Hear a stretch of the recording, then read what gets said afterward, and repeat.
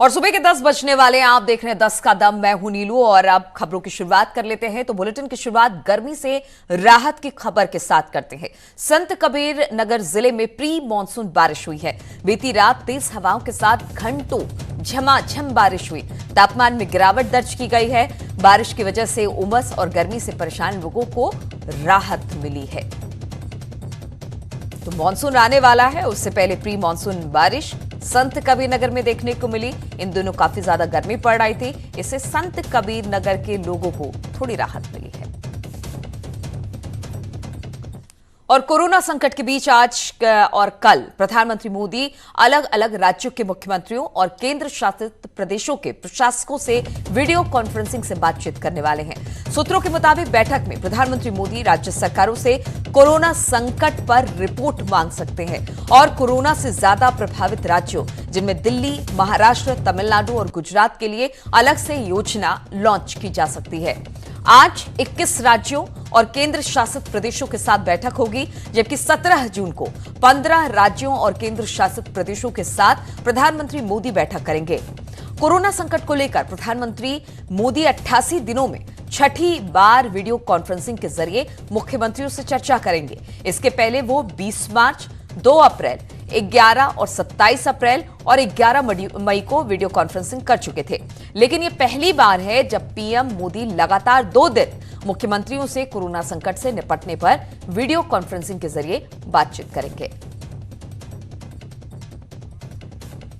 और प्रधानमंत्री सीएम बैठक का मुख्य एजेंडा होगा, राज्यों को अधिक सतर्क रहने को कहा जा सकता है, स्क्रीनिंग टेस्टिंग बढ़ाने को कहा जा सकता है, सोशल डिस्टेंसिंग, मास्क आदि पर जोर होगी। इसके अलावा अर्थव्यवस्था पर अधिक ध्यान देने को कहा जा सकता है। शहरी क्षेत्रों में खतरा अधिक है, वहां सतर्कता की जरूरत है। उत्तर प्रदेश, बिहार, एमपी, दिल्ली, हरियाणा, तेलंगाना जैसे राज्यों पर खास ध्यान देने की जरूरत है। पीएम केयर्स फंड के तहत 50,000 वेंटिलेटर उपलब्ध कराए जा रहे हैं और कई अस्पतालों में पहुंचने ये वेंटिलेटर्स अब शुरू भी हो गए हैं।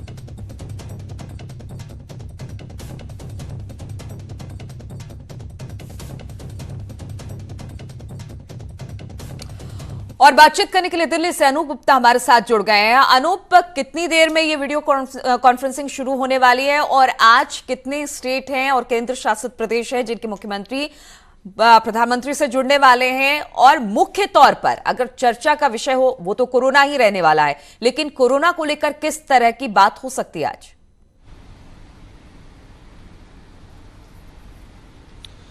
देखिए नीलू, आपको बता दूं कि आज शाम 3 बजे से बैठक शुरू होगी, जिसमें प्रधानमंत्री नरेंद्र मोदी और 21 राज्यों के मुख्यमंत्री और केंद्र शासित प्रदेश के मुखिया इस बैठक में शामिल होंगे। पहली मर्तबा है इस कोरोना संकट में जब 2 दिनों तक इस तरह की बैठक लगातार चलेगी। अनलॉक 1 है और ऐसे में ये कयास लगाए जा रहे थे कि धीरे धीरे जीवन जो है वो सामान्य की ओर जाएगी। लेकिन जिस तरीके से हमने देखा कि कुछ राज्यों में या ख़ास तौर पे ये कहें कि कुछ शहरों में जिस तरीके से लगातार कोरोना मरीजों में भारी इजाफा देखने को मिल रहा है, जिसमें महाराष्ट्र है, दिल्ली है, गुजरात में कुछ शहर हैं, इसके अलावा तमिलनाडु में है, इसको लेकर कहीं ना कहीं केंद्र सरकार बहुत ज़्यादा चिंतित है। यही वजह है कि ये जो मुख्यमंत्रियों के साथ बैठक है इसको 2 भागों में बांटा गया है। पहला भाग आज होगा जिसमें 21 राज्यों के मुख्यमंत्री होंगे।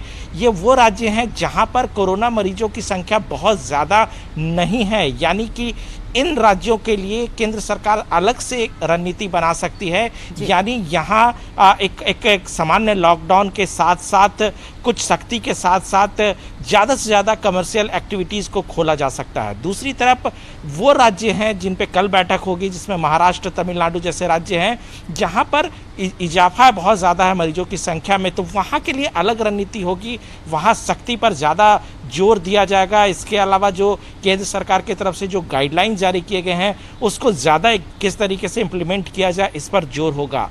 दूसरी तरफ हमने पिछले दिनों में देखा है कि नीलू कि केंद्र और राज्य सरकारों के बीच में थोड़ी पॉलिटिक्स जरूर आ गई है, थोड़ी राजनीति है।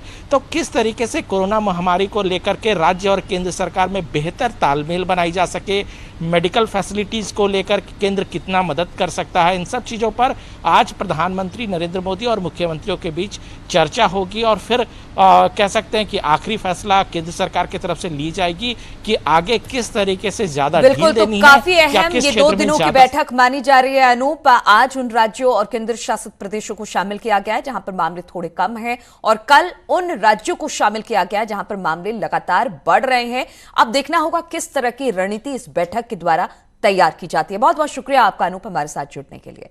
और मेरठ की बात करते हैं तो मेरठ में हफ्ते में 2 दिन कंप्लीट लॉकडाउन होगा। कोरोना से बेकाबू हालात को देखते हुए प्रशासन अब गंभीर दिखाई दे रहा है। हफ्ते में 2 दिन कंप्लीट लॉकडाउन को लेकर डीएम ने सुझाव मांगे हैं। रिपोर्ट के बाद कंप्लीट लॉकडाउन के दिन को घोषित किया जाएगा क्योंकि मेरठ के हालात इस वक्त ये हैं कि यहां पर लगातार कोरोना मरीजों की तादाद बढ़ रही है और ऐसे में अब 2 दिनों का कंप्लीट लॉकडाउन करने की बात हो रही है जिस पर सुझाव मांगे गए हैं।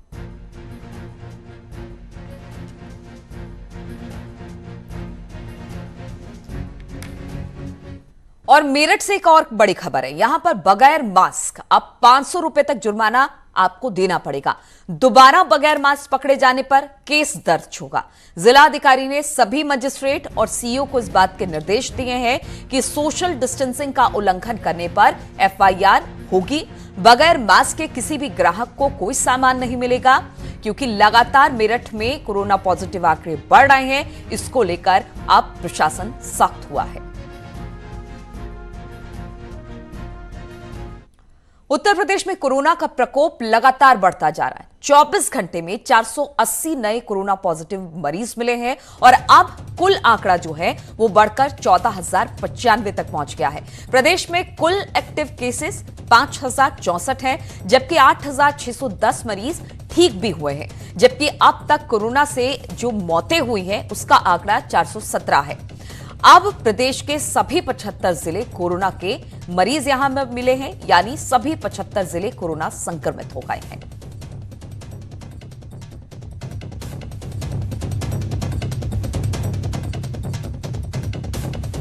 और अनलॉक 1 में कोरोना पॉजिटिव मरीजों की संख्या में भारी बढ़ोतरी हो रही है। आखिर इतनी तेजी से ये मामले क्यों बढ़ रहे हैं, जानने के लिए ग्राउंड जीरो पर हमारे तमाम सहयोगी मौजूद हैं।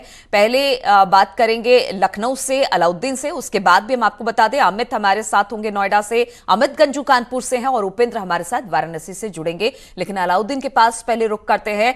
अलाउद्दीन, प्रदेश की राजधानी का क्या हाल?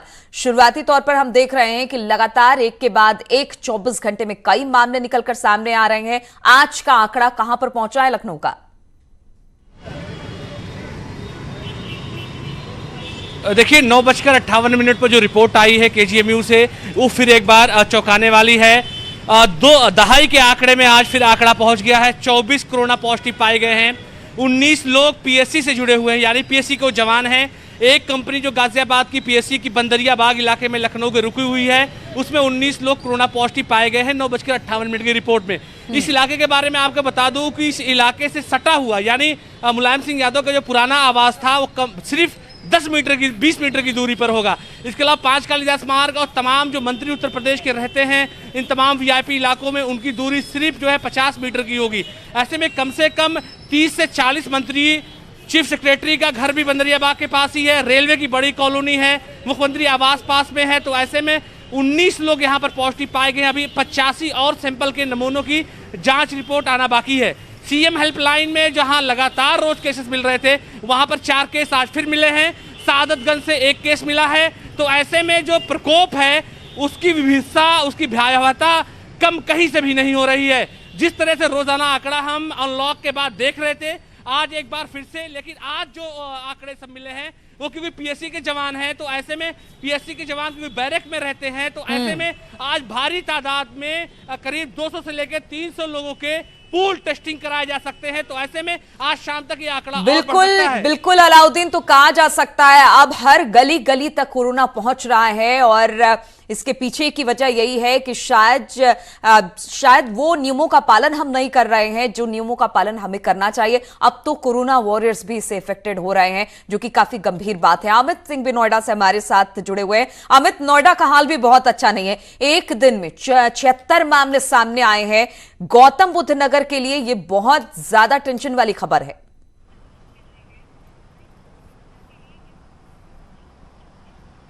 देखिए नीलू, बता दूं, गौतम बुद्ध नगर में बड़े पैमाने से पिछले एक हफ्ते में कोरोना के पेशेंटों की पुष्टि हो रही है।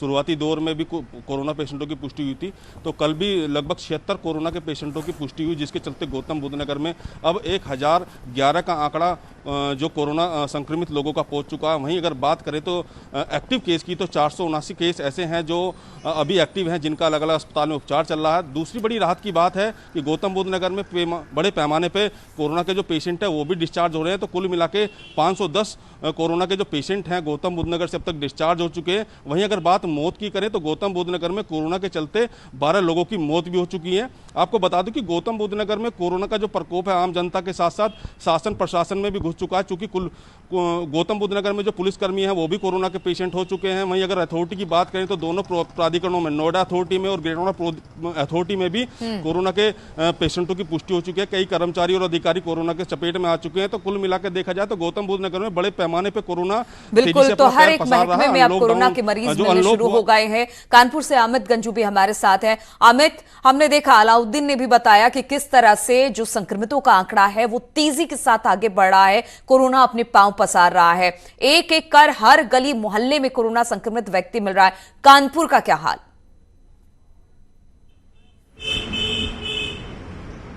देखिए नीलू जी, मैं आपको बताना चाहूँगा, अगर आज के आंकड़ों की पहले हम बात करें, जैसे मेरे सहयोगी अलाउद्दीन बता रहे थे, तो कानपुर भी इससे अलग नहीं है।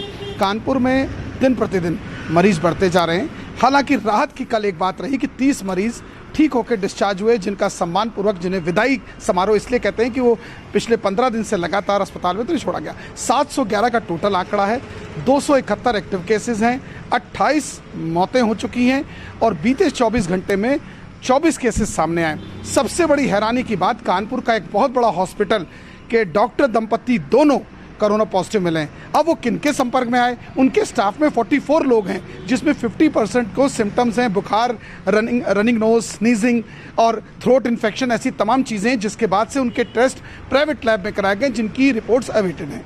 कल देर रात उस हॉस्पिटल को बंद कर दिया गया, क्योंकि सबसे बढ़िया उनकी प्रैक्टिस है इस कानपुर में और यहाँ। और अगर हॉटस्पॉट्स की बात की जाए तो 58 एरिया हुए हैं। जो पहली मीटिंग जिलाधिकारी और डीआईजी अनिल तिवारी ने की थी, उसमें कानपुर में 96 एरियाज़ को डिस्क्लोज किया था, यानी 96 में से 56 हॉटस्पॉट एरिया है। तो दिन प्रतिदिन बढ़ता जा रहा है। मैं अपने कैमरामैन से कहूँगा, पहले दृश्य दिखाएं। लोग समझने को तैयार नहीं हैं और जिनको काम नहीं है वो भी सड़कों पर टहल रहे हैं। ये साइकिल पे जो सज्जन चले आ रहे हैं, अगर मेरा कैमरामैन इनको क्लोज करके देखेंगे तो ऐसा लग रहा है जैसे कानपुर में कभी कुछ हुआ नहीं, यहाँ मौतें नहीं, किस तरह बिना मास्क के घूम रहे हैं, जबकि ये किसी फैक्ट्री में काम कर रहे हैं। और ऐसे ही पीछे देखिए मसाला खा के चले आ रहे हैं, गले में हीरो की तरह गमछा बांधा है, जैसे लगता है किसी पिक्चर में मॉडलिंग करने जा रहे हैं। इनके पास भी मास्क नहीं है, क्योंकि पुलिस को देखने के लिए गमछा लगाया और बांध देते हैं, यानी लोग बिल्कुल। तो पुलिस अगर वहां पहुंचती है, अगर कोई ट्रैफिक वाला वहां दिख जाता है तो अपने मुंह को ढांक लेते हैं, लेकिन अपनी कोई जिम्मेदारी इन लोगों की नहीं है, जो तस्वीरें हमें देखने को मिल रही है। उपेंद्र वाराणसी से। उपेंद्र, वाराणसी का क्या हाल है? क्योंकि हर जगह हम देख रहे हैं लगातार आंकड़े बढ़ रहे हैं और सबसे बड़ी बात है, अब गली मोहल्ले तक ये स्प्रेड हो रहा है, लोग बाहर निकल रहे हैं, लेकिन शायद उन्हें कोरोना का बिल्कुल डर नहीं। उन्हें तो लगता है जैसे कोरोना खत्म ही हो गया है।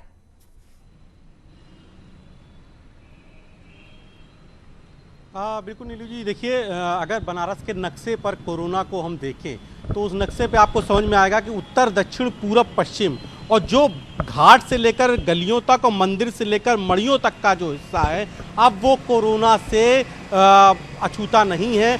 कल 4 नए केस आए हैं और उन 4 नए केसों में जो सबसे गंभीर केस है वो लेवल 1 का जो ईएसआई हॉस्पिटल बनाया गया है कोरोना मरीजों के लिए, जहाँ पर सैंपल्स लिए जाते हैं, जहाँ मरीज भर्ती होते हैं, वहाँ के डॉक्टर और एक स्वास्थ्यकर्मी जो है वो कोरोना पीड़ित संक्रमित आए हैं और ये पिछले 14 दिन से वहाँ ड्यूटी कर रहे थे, ईएसआई हॉस्पिटल में थे। हालांकि एक्टिव क्वारंटीन में थे, हॉस्पिटल से होटल, होटल से हॉस्पिटल थे, लेकिन फिलहाल एहतियात के तौर पर जो डॉक्टर समेत जो 25 लोगों का स्टाफ था उनको सबको क्वारंटीन कर दिया गया है। सबके सैंपल्स लिए जा रहे हैं और आज जो सारे स्टाफ के सैंपल रिपोर्ट आएंगे। तो ऐसे में ये गंभीर मसला है जिसने प्रशासन के फिलहाल सख्ते में डाल दिया है और कोशिश ये है कि अब जिस तरीके से ये संक्रमित डॉक्टर्स की रिपोर्ट आई है उसके बाद संक्रमण और ना फैला हो, उसके लिए अब आज बड़े स्तर पर बिल्कुल उपेंद्र, इसे कोरोना बम की तरह से ही देखा जा रहा है कि जो कोरोना वॉरियर्स है, जो हमारी हिफाजत के लिए लगाए गए थे, हमें तमाम चीजें मुहैया कराने के लिए लगाए थे, डॉक्टर हो, पुलिसमैन हो,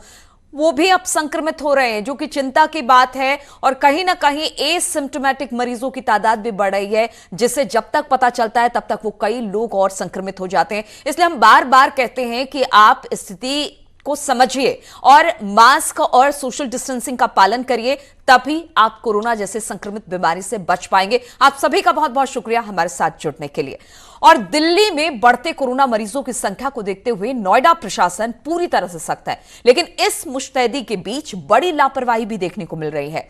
उत्तर प्रदेश पुलिस 4 व्हीलर वाहनों की चेकिंग तो कर रही है, लेकिन 2 व्हीलर यानी मोटरसाइकिल सवार आसानी से नोएडा में एंट्री ले रहे हैं, जो प्रशासन के लिए बड़ी चुनौती बन सकता है।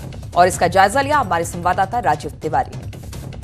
दिल्ली में कोरोना के बढ़ते मरीजों की संख्या को देखते हुए नोएडा प्रशासन पूरी तरह से सख्त है और अभी भी दिल्ली और यूपी बॉर्डर को सील रखा गया है। इस समय मैं नोएडा डीएनडी पर हूं और मैं आपको दिखाना चाहूँगा कि आज भी जो है हर रोज़ की तरह यहाँ पे यूपी पुलिस के लोग लगे हुए हैं, गाड़ियों को चेक कर रहे हैं। जिनके पास पास है, परमिशन है, जो जरूरी सेवा से जुड़े हुए लोग हैं, उन्हें एंट्री दी जा रही है।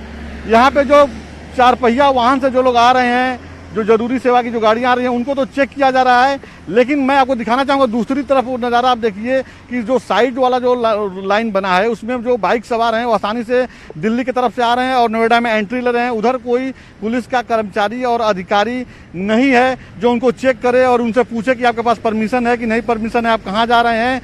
भले ही जिला अधिकारी ने यह आदेश दे रखा है कि बॉर्डर को सील रखा जाए, क्योंकि जो मेडिकल रिपोर्ट आई है उसमें बताया जा रहा है कि अधिक जो संक्रमण है वो दिल्ली से जो लोग आ रहे हैं उनकी वजह से संक्रमण जिले में फैल रहा है।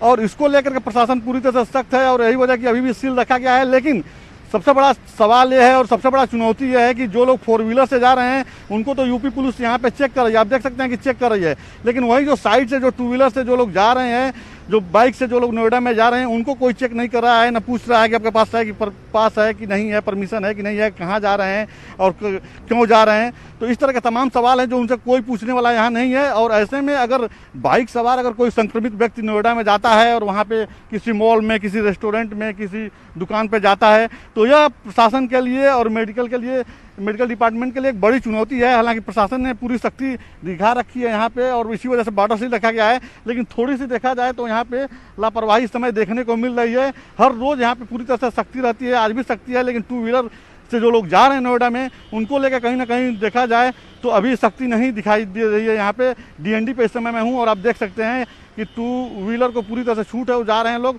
और 4 व्हीलर वाहनों की चेकिंग कर रही है यूपी पुलिस और पूरी तरह से जो है हर रोज़ की तरह चेक कर रही है। लेकिन एक लापरवाही जो देखने को मिल रही है यही कि 2 व्हीलर वाहन के जो लोग हैं, जो बाइक से जो लोग नोएडा में एंट्री लेना चाहते हैं, वो आसानी से प्रवेश पा रहे हैं। तो कुल मिलाकर देखा जाए तो यह प्रशासन के लिए एक बड़ी चुनौती बन सकती है अगर इनको नहीं चेक किया जाता है तो। कैमरा पर्सन नरेश सैनी के साथ राजीव तिवारी, न्यूज 18 नोएडा। और खबर गोरखपुर से है, जहां पर तेज हवाओं के साथ बारिश शुरू हो गई है। बारिश से लोगों ने राहत की सांस ली है। भीषण गर्मी और उमस से जहां लोगों को राहत मिली है, वहीं खेतों को भी संजीवनी मिल गई है। बारिश होने से किसानों में खुशी की लहर है। खेतों में डाले गए धान की नर्सरी के लिए ये बड़ा लाभदायक है। अब आपको बता दें कि इन दिनों धान की खेती का काम जोरों पर है। किसान खेतों में डाले गए धान की नर्सरी की पंप सेट से सिंचाई कर रहे थे, लेकिन जोरदार बारिश की वजह से किसानों को अब डीजल पर खर्चा नहीं करना पड़ेगा, यानी बारिश ने ये पूर्ति कर दी है। तो इन तमाम खबरों के साथ इस बुलेटिन में फिलहाल इतना ही। रुकेंगे छोटे से ब्रेक के लिए। ब्रेक के बाद उत्तराखंड की खबरें।